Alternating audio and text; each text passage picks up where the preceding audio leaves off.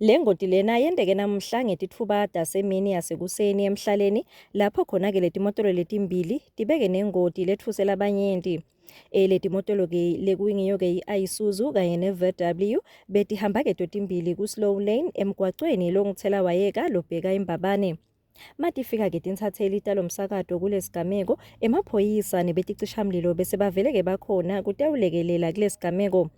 Kanti-ke umshayeli wale Isuzu yena bese kavele aphuthunyiswe esibhedlela.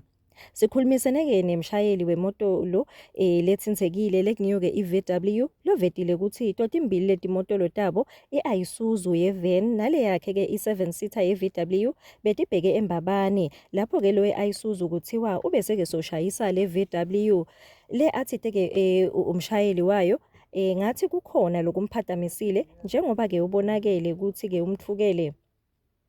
Kanti-ke le Isuzu ibese-ke seyigibela-ke tikwawo ema-guardrails nakwenteka sona-ke lesigameko. Le moto lo ye-VW yona ibe nje nemihuzuko kanti-ke kiyo kude futhi lolimele.